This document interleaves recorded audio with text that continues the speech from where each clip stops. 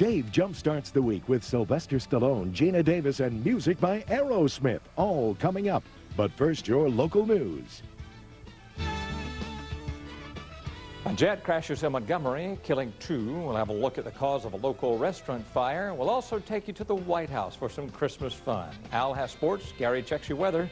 All that next on the 10 o'clock report.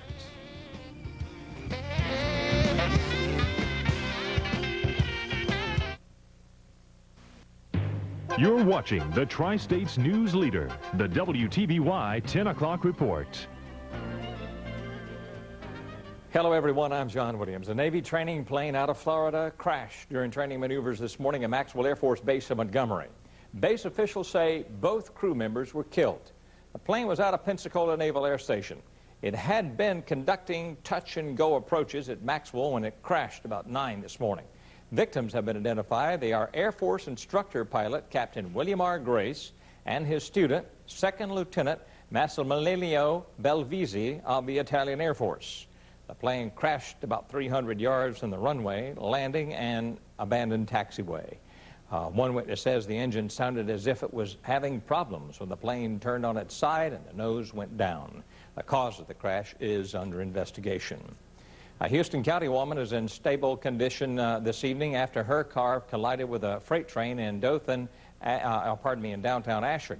The mishap occurred about 8:45 this morning on 3rd Avenue. Police say 57-year-old Rosalie Payton of Ashford failed to yield the right-of-way and drove her car into the path of an oncoming CSX freight train. Witnesses say the engine was sounding its horn, but police say the woman told them she neither heard nor saw the train approaching. The car was spun around to the side of the tracks, and the train, which was traveling at about 40 miles per hour, came to a stop several hundred yards later. No one on the train was injured. It later continued on its destination to Waycross, Georgia. Dothan fire officials say efforts in fighting a fire that destroyed a Chinese restaurant yesterday were hampered by a delay in reporting the blaze. Fire Chief Dennis Rubin says by the time they got the call and arrived, the flames had taken control of the building. The occupants were unaware of the danger. Wayne reports officials believe they've determined the cause of this fire. The fire at the Golden Palace near the intersection of Highway 84 West and Ross Clark Circle was reported about 10:30 Sunday morning.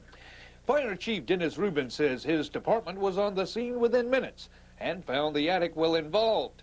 But employees inside the building were apparently still unaware of the danger just over their heads. They were unaware of the building being on fire to the significant degree that it was.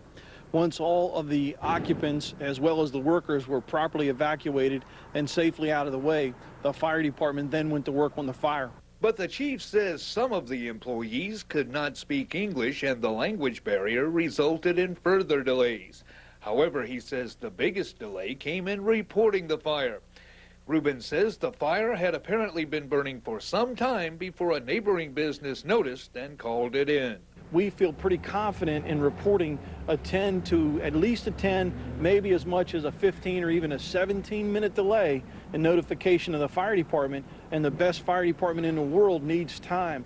That 10 to 15-minute jump start that the fire had on us really handcuffed us and preventing us from making a complete and effective extinguishment. Meanwhile, Rubin says an electrical problem may have ignited the blaze.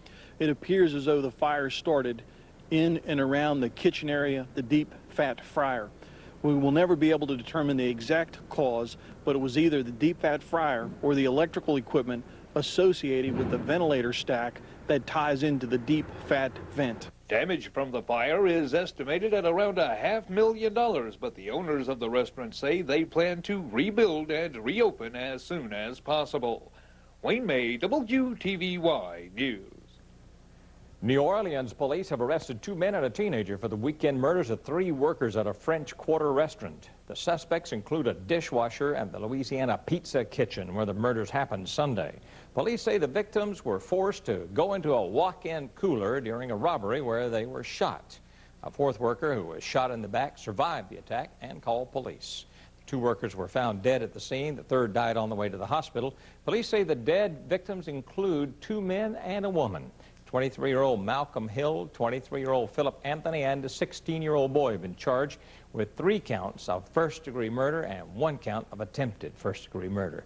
No indication as yet if robbery was the exact motive. The wrongful death suit against O.J. Simpson resumes tomorrow in a Santa Monica courtroom after another day off today. Jennifer Saba gives us a preview of who's due on the witness stand. They are or were some of O.J. Simpson's best buddies. Al Cowlings, the football-playing friend who was at the wheel of the white Bronco during the infamous slow-speed chase. Robert Kardashian, the lawyer friend who read Simpson's suicide note to the press. And Ron Shipp, the police officer friend who testified in the criminal case that Simpson had dreamt of killing Nicole. And each are set to take the stand this week, called not by the Simpson team, but by plaintiffs who hope they will poke holes in Simpson's testimony. Testimony that has been marked in this civil case by days of denial. On the stand last week, Simpson denied he killed Ron Goldman, denied he murdered his former wife, denied that he'd ever hit, slapped, kicked, or beat Nicole Simpson. And it's those denials of wife battering that have got feminist attorney Gloria Allred on the warpath. Today, Allred insisted Simpson should be tried for perjury. I believe that it is just as wrong for a convicted wife batterer to deny under oath that he has beaten his wife as it was for Detective Mark Furman to have denied using racial epithets.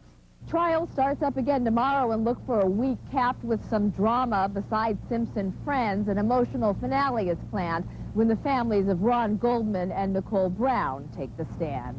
Jennifer Sabi for CBS News, Los Angeles.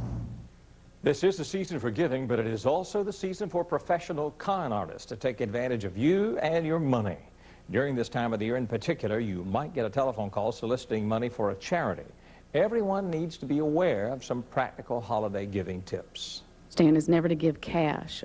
If you're going to write a check, write it out to the full name of the charity that you're going to give. Never write it to the individual that's asking. The other part is if you're unsure of the